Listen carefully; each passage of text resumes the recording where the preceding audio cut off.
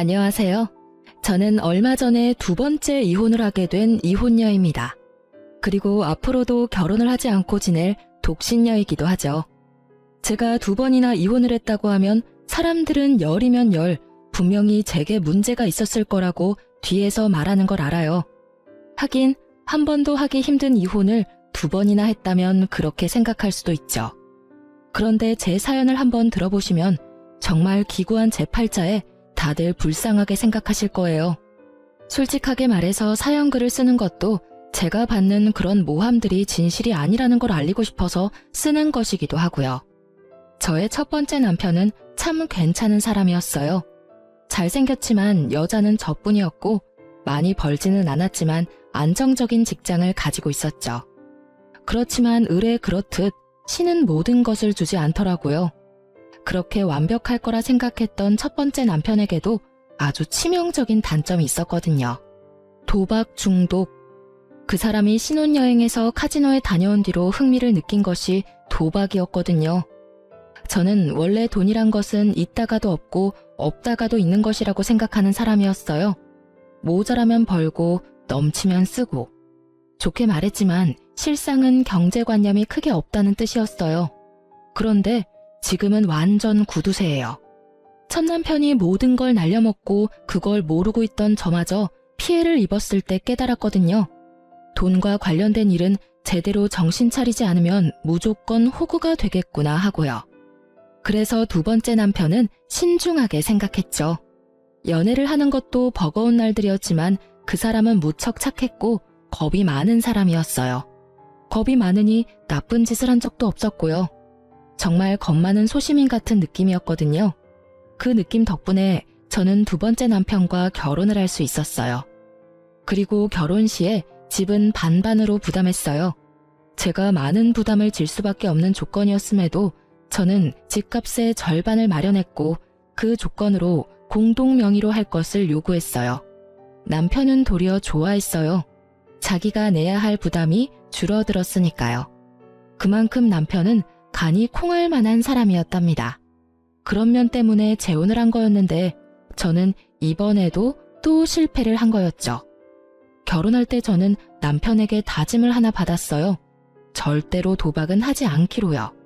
그 흔한 로또 한 장도 사지 말라고 신신당부를 했어요. 남편은 한 번도 해본 적 없고 관심도 없다며 알겠다더군요. 그렇게 3년을 잘 지냈는데 그 뒤에 일이 터지기 시작했어요. 그날은 아주 바쁜 날이었어요. 밀려드는 일 때문에 정신없이 시달리다가 퇴근길에 올라 축적된 피로를 간신히 이기고 있었던 때였죠. 이제 곧 출산 휴가를 받을 거라는 생각에 들뜬 만삭의 임산부. 그게 저였어요. 그리고 친구에게 연락이 온 건 출산 휴가를 일주일 앞둔 날이었어요. 뭐해? 퇴근하는 길이야? 요새 연락 뜸하더니 잘 지내? 웬일이야? 먼저 연락을 다 하고. 저의 절친이자 초등학교 동창인 친구였어요. 남자이긴 했지만 어릴 때부터 여성스러운 느낌의 친구라 여자애들하고도 잘 지내는 아이였거든요. 제 결혼식에 와준 친구 중에 남자였던 친구는 이 친구뿐이었어요. 나 좀 걱정되는 일이 있어서 전화했는데 내가 이거 이야기해도 되나 모르겠어. 혹시 너네 남편 주식하는 거 알아? 주식? 나한테는 아무 이야기 없던데 무슨 일 있었어? 아니, 네 남편이랑 저번에 술자리에서 친해져서 전화번호 주고받았잖아. 그런데 요새 계속 좋은 종목 있으니 투자할 거면 자기한테 말하라면서 전화나 문자를 넣더라고. 딱 잘라내기 뭐해서 지금은 생각 없다고 했는데 그게 잘못이었는지 이제는 연락 와서 왜 주식을 해야 하는지를 나한테 설득시키더라고. 주식 이야기에 가슴이 덜컥 내려앉았죠. 남편이 저 몰래 그런 일을 하고 있을 거라고는 생각을 못했거든요. 친구와의 전화를 끊고 저는 집에서 남편을 기다렸어요. 이제 와? 나 당신한테 할 말 있는데 한 가지 물어봐도 돼? 어? 물어봐. 무슨 일인데 이렇게 각을 잡아? 당신 혹시 주식해? 아, 그것 때문이야? 주식해. 여태까지 모은 돈 끌어다가 주식에 다 넣었어. 그 돈을 다? 주식은 도박이랑 다르기는 했지만 걱정이 되는 건 어쩔 수 없었어요. 주식도 눈만 떼면 다 잃어버리는 일이었으니까요. 모아둔 돈에 반만 넣어서 하지 왜 다 넣어버렸어? 푼돈으로 하면 푼돈밖에 못 벌어. 우리 애도 곧 태어나는데 돈 좀 벌어야지. 여보, 나는 돈 많은 것보다 안정적인 게 제일 좋아. 그러니까 반 정도는 다시 회수하는 게 낫지 않을까? 괜찮아. 다 잘 될 거야. 친구 녀석도 돈 많이 벌었다고 했거든. 남편이 말하는 친구가 누구인지 감이 오더군요. 남편이 소개시켜준 친구들 중에 제 레이더망에 딱 걸린 사람이었어요.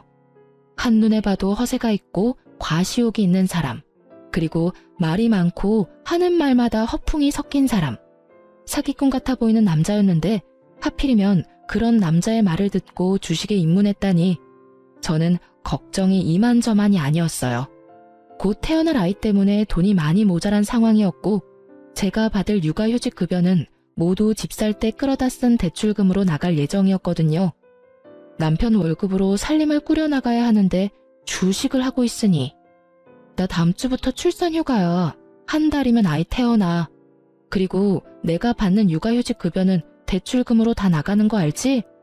일단 한 달에 100만 원은 꼬박꼬박 나한테 줘야 해. 그래야 애도 키우고 살림도 하지. 저는 남편에게 부탁했어요. 월급 중에 다른 건 모르겠고 100만 원은 꼭 나에게 달라고요. 생활비가 없으면 어떻게 할 수 없잖아요. 그랬더니 남편이 걱정하지 말라고 하더군요. 걱정이 안 될 수가 없었지만 일단은 주의하며 남편을 살폈어요. 그리고 남편 월급날마다 남편에게 생활비부터 달라고 닥달했어요. 물론 닥달하지 않아도 충분한 상황이었지만 중요하다는 생각을 남편에게 심어주기 위해서 몇 달을 그렇게 했어요. 그런데 아무리 아껴 써도 돈이 나가는 건 어쩔 수 없더라고요. 게다가 3인 생활에 생활비 100만 원은 정말 있을 수 없는 일이잖아요. 당장 보험, 통신, 관리비만으로도 수십만 원이 나가는데 식비가 충당이 될 리가 없죠. 저는 남편에게 생활비를 더 늘려달라고 했지만 남편은 난색을 표하며 안 된다고만 할 뿐이었어요. 그렇게 전전긍긍하던 제게 좋은 생각이 났어요. 곧 있을 시부의 생일에 남편이 주식에 넣은 돈을 토해내도록 만들기로 한 거죠. 제가 시부 생일을 이야기하면서 뭘 준비해야 할까 물었더니 남편은 자기는 바쁘니 알아서 준비하라고 하더군요. 저는 알겠다고 말하고 아무것도 준비하지 않았어요. 준비하는 척만 했죠. 그리고 시부 생일에 남편과 시댁으로 향했어요. 남편의 형과 누나가 아버지 생일이라며 옷이며 지갑이며 현금을 갖다 바칠 때 저는 그냥 멀뚱멀뚱 쳐다보고 있기만 했어요. 그러자 남편이 제 옆구리를 툭툭 치더군요. 준비한 선물을 빨리 내놓으라고요. 그래서 저는 이 기회를 틈타 시부에게 말했어요. 아버님, 저희는 생일 선물 준비를 못했어요. 죄송해요. 남편이 요즘 주식하느라 여윳돈이 얼마 없거든요. 저도 육아휴직 중이라 돈도 많이 못 받는데 애 키우니까 돈이 많이 나가서 어쩔 수 없었어요. 제 말에 남편이 두 눈을 동그랗게 뜨고 시부가 깜짝 놀란 것 같더라고요. 너 주식하냐? 그런데 도대체 얼마를 주식에다가 넣으면 집에 생활비가 없어? 아버지, 그게 아니고 생활비로 100만 원은 줘요. 돈 안 주는 것도 아니고요. 그 100만 원은 관리비랑 보험, 통신비도 포함이잖아. 그거 빼면 50만 원도 안 남는 거 알지? 끼어들어서 그렇게 말했더니 시부 얼굴이 벌겋게 변하더군요. 너 그런 것도 제하지 않고 꼴랑 100만 원만 줬다고? 저 어린 손주 분유 한 통 사 먹일 돈도 없었겠네. 너는 다 큰 놈이 마누라의 자식 새끼 놔두고 도대체 뭐 하는 짓거리야? 아무리 돈 좀 벌어보겠다고 하는 주식이라도 정도라는 게 있는 법이다. 넌 대체 뭘 하길래 월급을 다 거기다가 때려 넣어? 아버지, 오해예요. 제가 저조차고 투자를 하겠어요. 다 우리 애를 위해서 돈 벌려고 그런 거죠. 그러니까 아버지가 이해를 좀... 그래서 너 얼마나 벌었는데? 네가 넣은 돈에서 얼마를 더 벌었어? 시부의 그 말에 남편이 말도 못하고 눈빛을 피하더군요. 딱 봐도 느껴지는 폭망의 기운이었어요. 너 설마 그거 다 날린겨? 그건 아니고요. 지금 상황이 안 좋아서 많이 떨어지긴 했는데 조금만 기다리시면 다시 올라올 거예요. 진짜요, 아버지. 그것만 올라오면 이번 손해는 다 덮고도 남을 정도고. 야, 이 자식이 아직도 정신이 안 들었어? 주식하다가 패가 망신 당한 것도 못 봤어? 능력이 안 되면 시작을 말았어야지. 네가 여태껏 주식에 관심도 없었는데 무슨 수로 수익을 내? 친구가 하라는 대로만 하면 금방 번다고 했단 말이에요. 친구 통장 보니까 엄청 돈 많이 벌었던데 저라고 왜 못해요? 이놈아, 네 분수에 맞게 살아. 주식은 아무나 해? 그것도 공부한 사람들이 하는 거지. 아무것도 모르는 초짜가 처음부터 한탕 벌어보자는 게 말이 되냐? 당장 돈 다 빼. 손해를 봤던 말던 지금 당장 빼지 않으면 내가 널 호적에서 파버릴 테니까. 시부의 서슬퍼런 목소리에 남편은 부들부들 떨며 그렇게 못한다며 버티더군요. 싫어요. 벌써 절반이나 잃었는데 지금 빼면 손해라고요. 시간이 지나면 올라올 테니까 그때까지 기다려주면. 그게 올라올지 망할지 네가 어떻게 알아? 내가 경고했다. 너 지금 당장 돈 다 안 빼면 너 집 살 때 아빠가 빌려준 돈 지금 당장 갚으라고 할 테니까. 결국 시부의 입에서 그 말이 나오고서야 남편은 포기했어요. 집에 돌아올 때 제가 남편에게 말했어요. 여보, 절대로 주식하지 마. 주식이나 도박이나 중독되면 정말 빠져나올 방법이 없거든. 그러니까 애를 봐서라도 우리 그냥 돈만 열심히 모으면서 살자. 그렇게 살아도 잘만 살아. 응? 이렇게 말하는 저도 돈을 많이 벌 수만 있다면 벌고 싶다고 생각은 해요. 하지만 주식이나 코인이나 뭘 아는 사람들이나 하는 거지. 모르는 사람이 시도하면 당연히 잘 될 리가 없겠죠.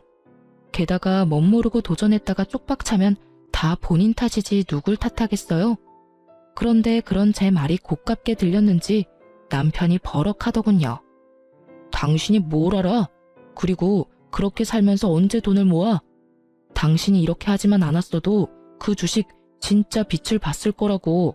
당신이 다 망쳤어. 어떻게 책임질래? 내가 뭘 책임져야 하는데? 당신 나랑 애 생각은 해보기는 한 거야? 우리 생각했으면 당신이 그 많은 돈 절대로 주식에 투자 안 했을걸? 3천만 원이나 되는 돈을 다 집어넣는 게 어딨어. 초짜면 초짜답게 소액으로 굴리면서 공부부터 해야지. 처음부터 크게 한탕 해볼 생각으로 남한테 주입받은 종목에다가 다 쏟아붓고 그게 잘 될 거라 생각해? 그래서 지금 잘 된 거야? 벌써 떡상으로 하고도 남았어야지.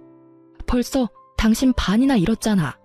제 정론에 남편도 할 말이 없는지 입만 닫고 거칠게 운전만 하더군요. 그리고 나중에 알고 보니 남편이 투자한 종목은 쪽박 찼어요. 그리고 중간에 반을 잃고 주식을 매도한 남편은 그나마 그거라도 살릴 수 있어서 다행이라고 생각하더라고요. 그때 빼지 않았다면 정말로 그 돈들이 휴지 조각이 될 뻔했거든요. 남편은 그걸 보고도 제게 사과 한마디 하지 않더군요. 그래도 저는 문제 삼지 않고 넘어갔어요. 남편이 주식에 들어간 돈을 회수했다는 것은 그나마 반가운 일이었거든요. 주식의 무서움을 알고 나면 남편의 콩알 만한 간이 알아서 남편을 주식의 유혹으로부터 막아줄 거라 생각한 거죠. 그런데 딱히 그런 것도 아니더라고요.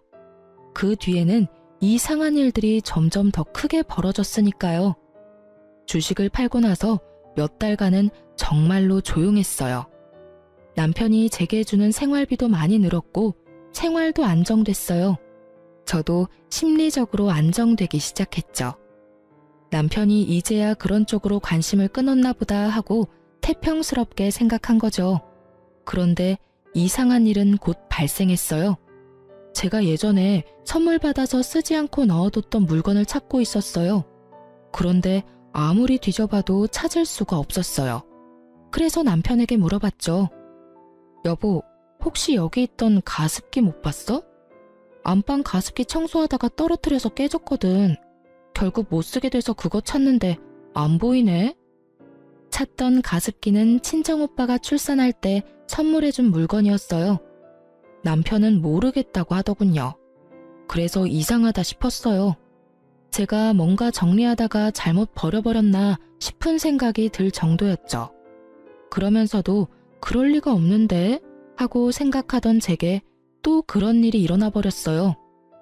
여보, 베란다에 넣어둔 밥솥이 안 보이는데 혹시 어디 갔는지 알아? 그 밥솥은 제가 산 밥솥이었어요.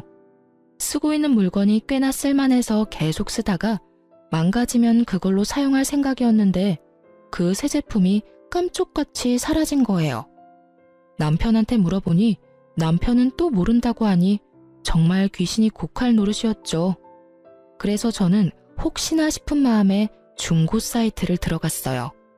제가 찾던 밥솥과 가습기 이름을 검색했더니 중고 물건을 올려놓은 사람들이 몇 보이더군요. 그런데 최근 물건 중에 제 물건과 똑같은 물건이 있더라고요. 그리고 그걸 올린 사람이 똑같은 사람이라는 걸 알고서는 그대로 놀라버렸어요. 바로 그 아이디가 남편의 아이디였거든요. 게다가 더 화가 난 건 산지 얼마 안 된 물건도 미개봉 물건도 모두 가격을 반이나 후려쳐서 팔았다는 거였어요. 그 돈이 다 제 주머니에서 나오는데 집에서 남편에게 이야기해봐야겠다 싶어서 그날 빠르게 집으로 갔는데 이번에는 공기청정기가 사라졌더라고요. 얼마 전에 제가 구입한 최신 제품이었거든요. 여보, 여기 있던 공기청정기 어디 갔어? 그거 팔았어. 어차피 별로 효과도 없잖아. 정말 천연덕스럽게 말하는 남편을 보면서 저는 온몸에 소름이 돋는 기분이었어요. 그걸 자기가 왜 팔아? 내가 내 돈 주고 산 거야. 팔아도 내가 팔아야지. 그거 꼴랑 얼마 한다고? 돈 없어서 팔았어. 됐어? 당신이 매달 가져가는 돈 때문에 그렇잖아. 내가 가져가는 돈이 얼마나 된다고 이래? 돈이 없냐고? 나 다시 일 시작하고 생활비 주는 것도 반으로 줄었잖아. 당신 월급은 다 어디다 쓰는 거야? 혹시 아직도 주식해? 저는 혹시나 하는 마음에 남편 폰을 빼앗아 확인부터 했어요. 그런데 주식에는 잔고가 0원이더군요. 가지고 있는 종목도 없고요. 그래서 더 이상했어요. 주식도 도박도 안 하는데 돈이 없다니 이상하잖아요. 당신 밖에 살림 차렸어? 제 말에 남편이 어이없다는 듯이 한숨을 내쉬더군요. 무슨 헛소리야. 그냥 돈이 좀 필요했었어. 내가 돈 어디다 쓰는 것까지 당신한테 말해야 해? 내가 산 물건 팔아치우는데 그걸 내가 몰라야 될 이유도 없지? 말해봐. 그 돈 다 어디다 써? 아니면 당신 혹시 잘렸어? 아니야. 아니라고. 에휴, 너하고 무슨 말을 하냐. 됐다 됐어. 말해보라고. 당신 가습기랑 밥솥도 당신이 갖다 팔았지? 그래, 내가 했다. 됐냐? 돈도 얼마 안 되는 거 팔았다고 생색은. 나중에 갚아주면 될 거 아냐. 그렇게 말하면서 남편이 기분 나쁘다는 티를 팍팍 내면서 밖으로 나가버리더라고요. 그리고 그때 친정엄마에게 전화가 왔어요. 너 잘 지내고 있니? 응, 엄마 무슨 일로 전화했어? 바쁜 일 아니면 내가 다시 전화할게. 바쁜 건 아닌데 네가 꼭 알아야 될 일이라서 전화했는데. 무슨 일인데? 이서방이 좀 이상하지 않니? 얼마 전에 뜬금없이 우리 집에 찾아와서 돈 좀 있냐고 묻더라고. 무슨 일로 그러냐고 했더니 투자를 해주겠다고 하던데. 아무래도 너 첫 번째 결혼해서 그런 일로 이혼했으니까 좀 걱정돼서. 뭐? 투자? 그제야 남편이 뭘 하려는 건지 알게 됐어요. 도박도 아니고 주식도 아닌 투자. 당시 유행 중이던 코인이었죠. 설마 돈 빌려줬어? 돈을 왜 빌려줘? 나 돈 없다고 했지. 그런데 이서방 괜찮긴 한 거니? 모르겠어. 일단 알겠으니까 끊어봐. 혹시라도 아빠나 오빠한테도 잘 말해도 절대로 돈 주지 말라고. 저는 열이 받을 대로 받았어요. 제가 왜 첫 번째 결혼에 이혼했는지 다 아는 남편이 저뿐만이 아니라 제 친정까지 끌어들이려고 했다는 생각에 엄청난 배신감을 느꼈거든요. 저는 남편에게 문자를 보내서 당장 집으로 돌아오라고 했어요. 돌아온 남편은 못마땅한 모습이었고 저는 가까스로 분노를 참으며 대화를 시작했어요. 당신 우리 엄마한테 돈 있으면 투자해주겠다고 했다면서? 그래, 어차피 당신한테 이야기하면 말 시작도 못하고 끊어냈을 거잖아. 그러니까 장모님한테 먼저 말 꺼냈지. 당신 정신 나갔어? 내가 왜 저번 남편이랑 이혼했는지 몰라서 그래? 도박 중독이었다며. 그거랑 나랑 무슨 상관인데? 내가 언제 도박장 들락날락거렸어? 그 사람은 돈 갖다가 불법적인 일에 퍼부은 거고 나는 주식이랑 코인이라는 합법적인 일에 쓰고 있잖아. 코인이랑 주식이 불법이냐? 내가 말했지. 아무것도 모르면 당신이 가지고 있는 소액부터 시작하라고. 그런데 우리 엄마한테 돈을 빌리려고 했잖아. 거기서부터가 문제인 거라고. 그리고 도박이랑 주식 코인이 다르긴 왜 달라? 똑같아. 소액으로 허용 가능한 범위 내에서 하는 건 다 합법이지. 그런데 당신이 감당 못할 금액으로 다 퍼붓고 집안 세간살이까지 팔아가며 하는 건 중독이야. 도대체 코인은 누가 가르쳐준 거야? 코인도 그 미친놈이 하라고 하든? 그래? 그래, 그 친구가 알려줬다. 왜? 그래서 뭐가 문젠데? 당신한테 손 벌린 적 없잖아. 내가 내 돈 쓰는데 도대체 왜 이렇게 참견질이야? 아, 진짜 열받아서. 그리고 도움 하나도 안 되는 당신보다 훨씬 도움되는 친구가 그 친구거든? 내 친구 욕하지 마. 잘하는 짓이다. 친구 이야기는 그렇게 새겨들으면서 집안에 있는 돈은 있는 돈 없는 돈 다 끌어다 탕진하면서 와이프 말은 귓등으로도 안 듣지? 정신 좀 차려. 제가 아닌 친구를 감싸는 남편 놈을 보며 저 인간이 제정신인가 하는 생각이 들더군요. 지금 뭐가 문제인지를 전혀 모르고 있더라고요. 전 남편이 보였던 얼굴과 똑같은 얼굴, 똑같은 눈빛을 하고서요. 제발, 제발. 당신 진짜 중독이야. 이러다 나중에 어떡하려고 이래. 저는 거의 울부짖듯이 남편에게 소리쳤어요. 이 결혼만큼은 망치고 싶지 않았어요. 그래서 부탁했는데 돌아오는 말이 제 예상과는 달랐어요. 내가 왜 중독이야? 당신 전 남편 같은 사람이 중독이지. 내가 대출 끌어다 코인에 넣는 거 아니잖아. 내가 쓸 수 있는 돈으로 하고 있잖아, 지금. 너 전 남편한테도 이런 식으로 굴었어? 전 남편도 사실은 별거 아니었는데 도박 중독인 것처럼 꾸며서 이혼했어. 중독이 뭔지 몰라서 그래? 있는 돈 다 끌어다 쓰는 게 중독이야. 지금 당신 꼴을 좀 보라고. 거기다가 우리 엄마한테 돈까지 빌리려고 했잖아. 당신 진짜 어쩌려고 이래? 결국은 안 빌렸잖아. 그럼 된 거 아니야? 멀쩡한 사람 중독자 만드니까 기분 좋아? 너랑 대화하면 답답해 돌아버리겠다고. 앞으로 이런 이야기 할 거면 나한테 말 걸지 마. 저는 이미 남편이 중독되었다는 사실을 알게 됐어요. 아무리 제가 이야기해도 도돌이표처럼 되돌아올 뿐이라는 것도 깨달았죠. 그래서 남편이 아닌 시모에게 찾아갔어요. 시댁에는 시부는 출타 중이었고 시모만 집에 계셨어요. 저는 시모에게 말했죠. 어머님, 그이가 이번에는 코인에 손을 댔어요. 제발 어머님이 뭐라고 해주세요. 이러다 진짜 집 다 말아먹겠어요. 제 말에 시모가 가만히 제 얼굴을 빤히 보더라고요. 그러더니 어이없는 말 한마디를 하더군요. 예, 너는 그렇게 안 봤는데 사람이 왜 그렇게 속이 좁니? 네 남편이 어련히 알아서 하지 않을까? 아내가 돼서 남편 마음도 헤아리지 못하고 하는 일마다 막아서야 될 일이니? 너도 그렇게 말하지만 말고 남편 하는 일에 귀를 좀 기울여 봐라. 걔도 다 가족을 위해서 그러는 건데. 어머님, 가족을 위한 일이라도 잘못된 방법이에요. 게다가 지금 집에 있는 세간살이도 다 팔아서 코인 할 돈까지 모으고 있다고요. 이게 정상이에요? 어머님이 따끔하게 혼내주셔야죠. 내가 왜 그래야 하니? 그럼 네가 말해봐라. 돈 한 푼이라도 더 벌려고 저렇게 고생하는 아들한테 내가 뭐라고 말해야 되겠니? 시모의 그 모습에 저는 안 되겠다는 생각이 들었어요.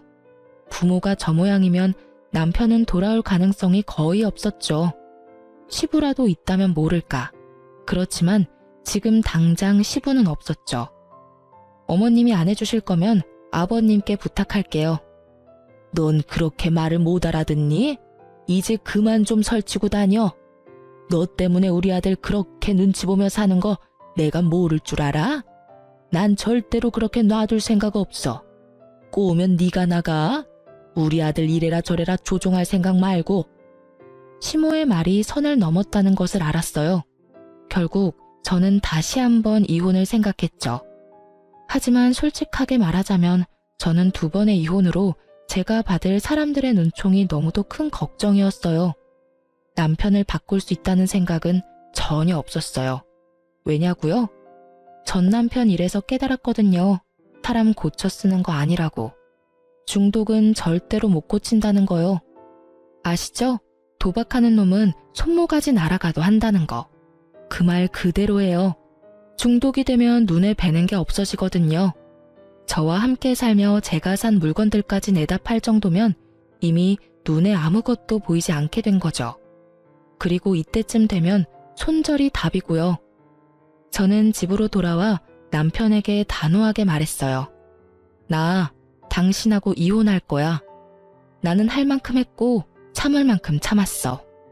당신이 가진 코인이 얼마나 잘 될지 나는 상관 안 해. 그게 얼마나 뻥튀기 되든지 간에 나는 그 돈 필요 없으니까. 지금 당신이 나한테 이혼하자고 한 거야? 그래, 내가 하자고 한 거야.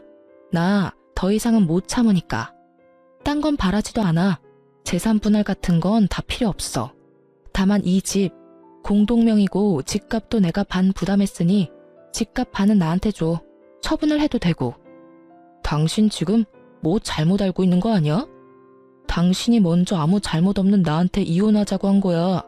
내가 바람을 피웠어. 당신을 때리기를 했어. 나한테는 아무런 유책 사유가 없잖아. 잘못한 게 없는데 왜 내가 당신한테 위자료를 지급해? 당신이야말로 위자료 나한테 지급해야 할걸? 그 말을 하는 남편놈은 이 상황에서 웃고 있더군요. 자기 생각으로는 자기가 잘못한 게 없으니 위자료도 자기가 받을 거라는 착각을 하고 있더군요. 그 착각을 바로잡아줄 생각도 하지 않았어요. 이미 돈에 눈이 돌아갔더라고요. 그 돈을 코인에 집어넣을 생각으로 가득 찬 남편놈을 보니 씁쓸하기도 하고 착잡하기도 하고 짜증이 나기도 했어요. 이번에도 망쳤다는 생각부터 저놈은 뭘 믿고 저렇게 당당한가 싶은 생각까지 들었죠. 맘대로 생각해. 나는 내 권리 주장할 거고 이혼 소송도 필요하면 할 거야. 당신 얼굴 더는 보기 싫으니까 나는 친정에 있을게. 저는 그렇게 말하고 집에서 나왔어요. 그리고 그날 이후로 남편놈은 열심히 돈을 빌리러 다니더군요. 카드부터 시작해서 제가 하지 말라고 했던 자동차 담보대출까지 받았더라고요. 애 물건 놔두고 온 게 있어서 2주 만에 집에 갔더니 수북하게 쌓여있는 고지서부터 시작해서 텅 빈 집안이 보이더군요. 이미 팔 수 있는 건 다 팔아먹었더라고요. 가격이 나가는 건 전부 다요.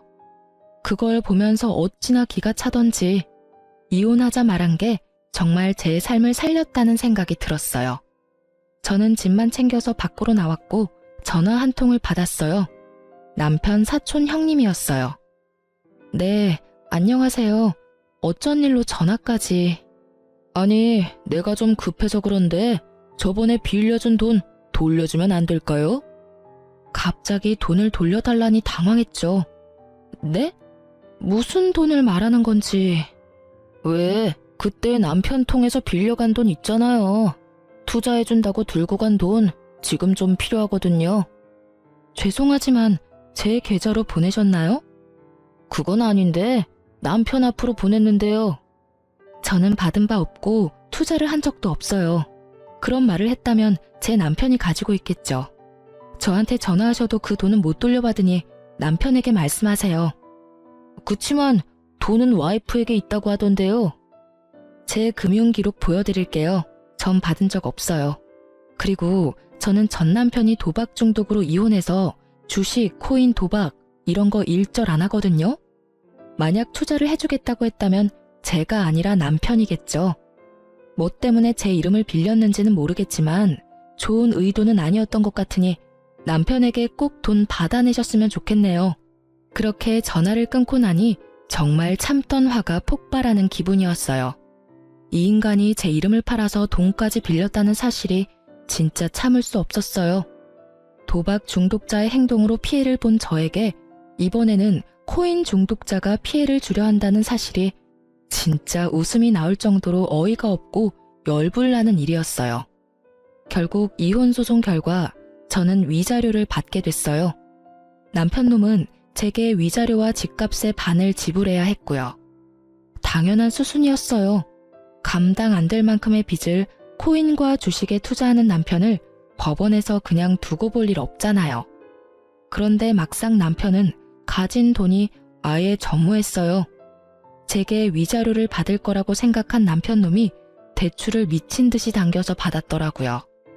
이 와중에 집이 그나마 멀쩡했던 건 공동 명의였기 때문이었어요. 이름이 두 사람 걸려 있으니 대출 진행이 안 되었더라고요. 찾아보면 공동 명의라도 대출되는 곳이 있다고 하던데 그건 몰랐던 것 같더라고요. 하긴 그렇게 하더라도 한 사람 지분만큼만 대출이 가능했겠지만요. 왜 우리 이혼이 당신 잘못이 아니라 내 잘못이야? 이건 뭔가 잘못됐어. 잘못됐다고. 잘못된 거 하나도 없어. 이게 법원의 결정이야. 그러니까 지금이라도 코인 다 팔고 털고 나와. 그 돈만 있어도 당신 사는 데는 불편함 없을 테니까. 저는 정확하게 남편이 얼마를 코인에 넣었는지 몰랐어요. 그리고 코인의 손익이 어떻게 되는지도 몰랐죠. 다만 한 가지는 정확하게 알 수 있었어요. 언제 빼더라도 빨리 뺄수록 덜 손해본다는 걸요. 왜냐면 코인이 잘 되면 돈을 저렇게 빌릴 리가 없어요. 잘 되면 잘 된 걸로 불려서 또 하면 되니까요. 게다가 코인이 잘 되고 있었다면 제게 순이익을 보여줬겠죠. 아는 척 하지 마. 당신이 뭐든지 다 알고 있다고 생각하는 것 같은데 나는 이번에는 포기 안 할 거야. 저번에 주식할 때도 당신 때문에 제대로 해보지도 못하고 다 털어야 했잖아. 이번에는 절대 달라. 내가 받은 정보대로만 하면 2배, 아니 3배까지 뛸 거라고. 당신이나 그때 가서 후회하지 마. 돈 없다고 나한테 들러붙지도 말고. 남편의 그 말은 어디선가 들은 말이었어요. 전 남편이 딱 저렇게 말했거든요. 크게 한탕할 거다. 그때 가서 후회하지 마라. 너한테는 한 푼도 안 줄 거다. 그러고서 지금 살고 있는 꼴을 보면 정말 폐인이 다 된 채로 살고 있거든요. 저는 남편 놈의 저 말에 의미를 둘 필요를 못 느꼈어요. 게다가 이 이혼을 빌미로 돈을 더 끌어다 쓰는 그 지독함에 제가 질려버린 거예요. 이미 건널 수 없는 강을 건넜구나 싶었어요. 저와 애라도 살아야 했으니 저 남자를 강제로 떼어냈어요. 산 사람은 살아야 하지 않겠어요? 그럴 일 없고 난 그렇게 번 돈도 필요 없어. 일하는 걸 그런 식으로 다 털어먹고 싶다는데 내가 말릴 이유도 없지. 그리고 이혼하게 되면 더 이상 그럴 필요도 없고 대신 우리 애한테 연락하지 마. 코인 중독자가 애 아빠라고 가르쳐주고 싶지 않으니까. 그리고 당신이 잘 되든 못 되든 앞으로 나한테 연락하지 마. 나는 당신을 이해할 수도 없고 이해하고 싶지도 않은 사람이거든. 그러니까 다시는 마주치지 말자. 저는 모든 게 그냥 무의미하다는 생각이 들었어요. 화를 내고 싶은 마음도 그저 싹 사라졌죠. 지금이라도 이 사람을 설득하면 가정을 지킬 수 있을지도 모를 거라는 꿈같은 희망 회로를 돌릴 수 있는 상황이 아니었죠. 이 인간 설득이 될 단계가 아니었으니까요. 그렇게 저는 남편과의 대화를 끝냈어요. 이미 판결은 제게 위자료와 재산 분할하라는 내용이었지만 남편이 그걸 들어줄지는 모를 일이었어요. 다만 그 집만 팔면 어떻게든 돈은 마련할 수 있을 테고 남편도 영 돈이 없으면 코인을 팔지 않을까 하는 생각도 했거든요. 그런데 2달 정도 지났나요? 전 남편에게 전화가 왔어요. 마주치지 말자고 연락하지 말라고 한 지 얼마 되지도 않았는데 전화를 하는 전 남편이 답답했지만 전화를 받았어요. 여보, 미안해. 내가 잘못 생각한 것 같아. 정말로 너무 만만하게 보고 시작한 것 같아.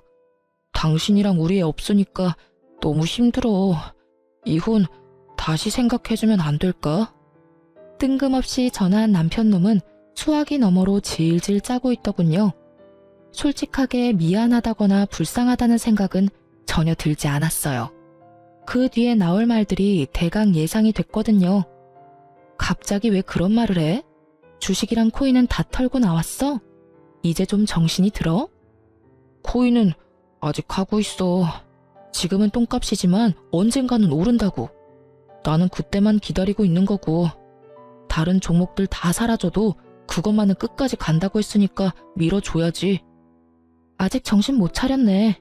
나는 당신이 코인이나 주식을 하든지 말든지 간에 당신이랑 다시 만날 생각 없어. 그렇게 냉정하게 말하지 말고. 잘 들어봐. 내가 당신한테 줘야 할 돈들이 좀 있잖아. 그런데 지금 내 형편으로는 바로 다 갚지는 못해. 그래도 지금 들어가고 있는 코인만 잘 되면 당신 거부터 갚을 거긴 한데 좀만 더 기다려주면 안 될까? 재결합을 말하더니 씨알도 안 먹힐 것 같으니 이번에는 연장을 요구하더군요. 연장 정도야 해줄 수 있었지만 문제는 저놈은 돈이 생기면 무조건 코인부터 할 놈이라는 거였어요. 나 당신이 돈 안 주면 강제로 받도록 법원에 신청할 거야. 그렇게 되면 당신 월급 봉투부터 먼저 잡히는 거 알지? 그렇게 되지 않도록 열심히 애써봐. 간단한 방법 있잖아. 집 팔아서 나한테 집 반값이랑 위자료 주면 우리 사이 깔끔하게 정리되는 거야.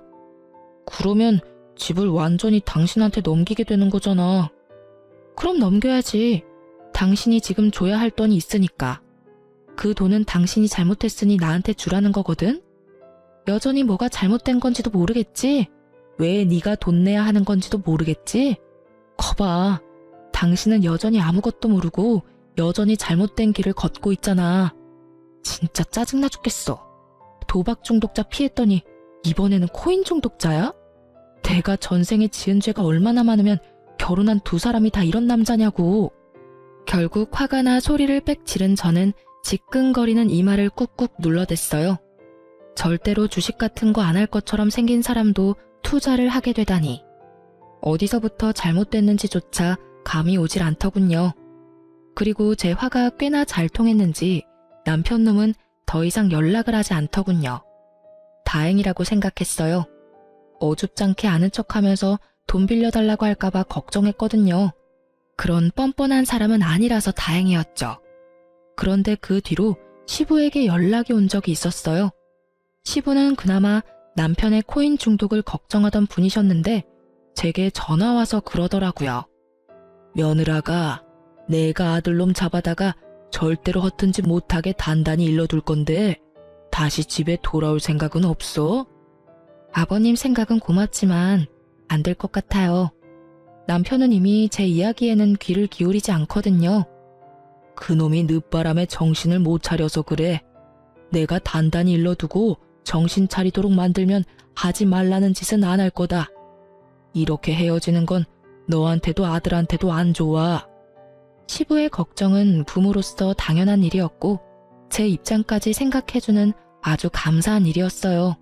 하지만 그런 시부의 노력도 길게 가지 못할 거라는 걸 알았어요. 그리고 시부를 이유로 돌아가봤자 그 집에는 시모가 있잖아요. 열심히 아들 일탈을 도운 시모가요. 아들 하고 싶은 대로 놔두라는 시모의 말이 턱하니 걸리더군요. 죄송해요 아버님.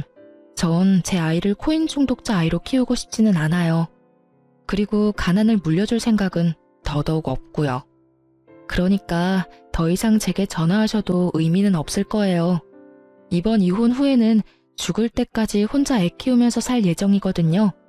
애 보고 싶을 때는 말씀하세요. 아버님 혼자만 오시는 거면 애 보여드릴게요. 그렇게 말하고 전화는 끊었어요. 그 뒤로 연락이 오지는 않았어요. 시부는 남편의 집을 팔도록 강요했더라고요. 안 팔고 어떻게든 돈을 빼려고 용쓰다가 시부에게 들킨 남편은 결국 시댁으로 다시 들어가게 됐고요. 허튼 생각은 하지도 못하도록 시부에게 감시를 당하며 살고 있다고 하더군요. 그리고 그 이후에 남편을 한번 만난 적이 있어요. 완전히 거짓골이 다 되어 있더군요. 남편은 사무직으로 양복을 입고 회사를 다녔었어요.